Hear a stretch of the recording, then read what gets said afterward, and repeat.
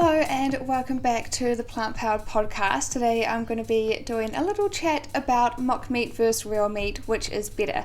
Heaps of people think that mock meat is really bad for you and it's just processed crap and it's made in a lab and it's got all these fillers and preservatives, and they think that real meat is just meat, but there is a lot more stuff that goes on behind the scenes. So I wanted to challenge your perspective a little bit and give a few new ideas. So don't forget to follow me on Instagram at CassieAmber with 2 underscores. I post daily food inspiration on there and different nutrition tips and talk about all things health and wellness. And don't forget to subscribe if you want to see more videos or podcasts like this. So first things first, some mock meats are super processed and they're full of fillers and got all these different ingredients, and some of them are really clean and can be a great way to get in different variety of protein, or especially if you're having different cravings and stuff like that. So to me it all depends on the brand. There's also a difference in the quality of meat you're buying, so not all meat is the same, whether it's like fatty as mince or processed sausages that aren't even meat, or whether you're getting like a high quality cut of steak. Obviously it's going to be different, but there's still that stuff that goes on behind the scenes, even with a steak, where people don't really realize because it just comes ready to go on the supermarket shelves. So I think it's time we make the connection and be more open to new ideas and ways of doing things that are more beneficial to our health, the animals, and our planet. So, real meat, some of the pros. Some nutrients can be more easily absorbed than plants. This means they're more bioavailable or in higher amounts. Meat is a good source of protein, and it's also easy to find options when you're dining out, as it's the go-to for society. This doesn't make it right, but many people are put off going vegan due to the social situations or being on the go. Some of the cons of meat are that humans still have to do the job and go to work to kill day after day. Think about what that does to their mental health. Meat contains heme iron, which, although is more easily absorbed, new studies show it can cause damage to the arteries, has toxic effects to our central nervous system, and causes cellular oxidative damage. Some of the cons of meat: it causes inflammation, which is the root cause of many diseases. It's high in saturated fat and raises cholesterol, which increases the risk of heart disease and stroke. Antibiotics are fed to the animals due to the tight living conditions and to put size on the animal. This could lead to antibiotic resistance in humans and become a global health threat. Worldwide pain, death, and suffering for the animals. People tend to indulge in a lot of carcinogens declared by the World Health Organization, such as salami, bacon, and deli meats. So as I said before, not all meats are created equal, but people just kind of put it into one category. But there are better cuts and better kinds, but definitely not the deli meats and all those kinds of things, because of the health impacts it has on our body. It's unsustainable long term with our growing population and rate in which we eat it several times a day. And meat contains hormones which can affect our bodily processes. Now with mock meat, some of the pros: it has no risk of food poisoning or infection compared to animal flesh.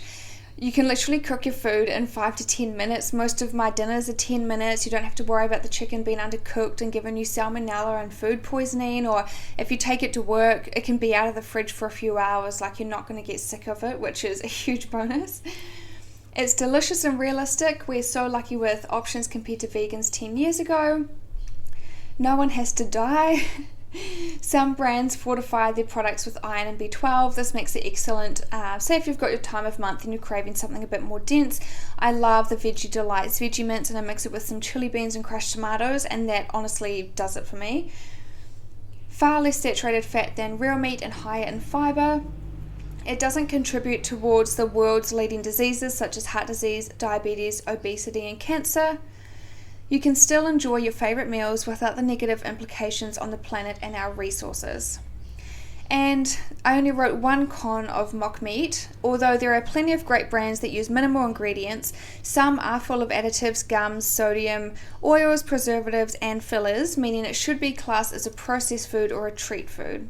So I'll put up some graphics here of some products I have mentioned in my YouTube channel before. So I've got this plant-based garlic heaves, and as you can see, it's got a huge ingredients list, but if you compare it to the sun-fed chicken-free chicken, it is more expensive, but it's got absolutely minimal ingredients. It's got 62% more protein than fresh, lean, skinless chicken breast. And it's $11 per box, which has 3 serves, and that's more pricey, but you are paying for quality, so I just like to mix it with cheaper ingredients, like mix it through some quinoa and some salad and stuff to kind of make it worth the while and go a bit further.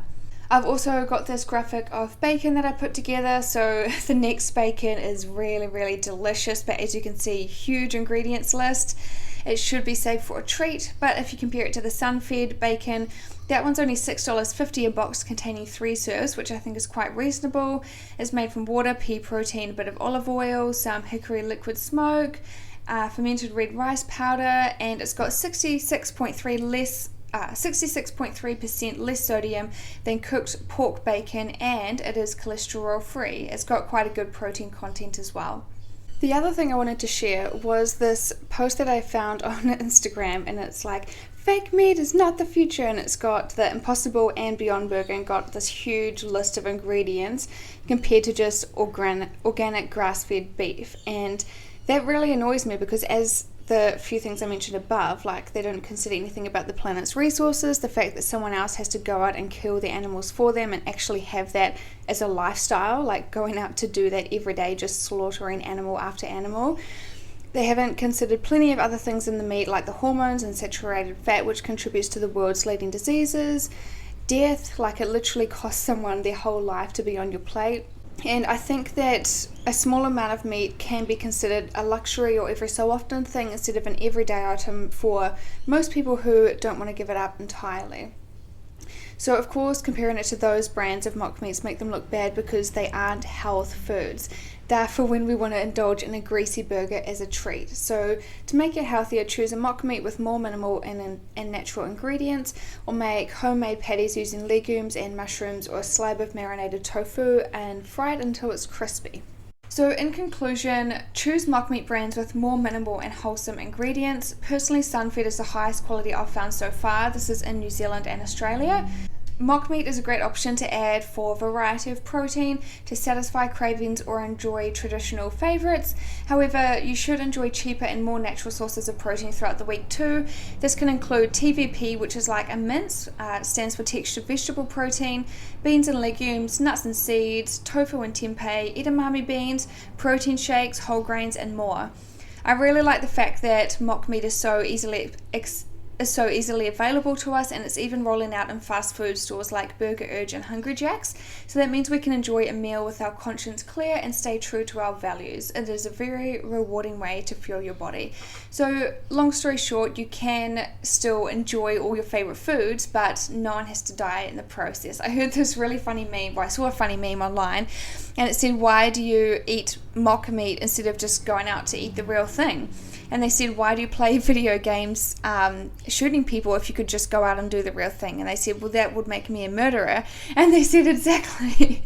So it sounds a little bit intense, but basically you can still eat the things, but no one has to die. It uses far less resources on the planet. It doesn't have all the saturated fat, all of the stuff in it. So it just feels a lot better to do it that way, to be honest. And before I went plant-based, I tried a vegan sausage and I thought it was so weird. And the first time I tried tofu, I thought it was disgusting. And honestly, once you get into it, you just find ways to cook it and your taste buds adjust and your whole digestion improves, and you'll just discover all these different health benefits. And last but not least, do we have to give up meat for good? If it's a food you really enjoy, you don't have to give it up forever.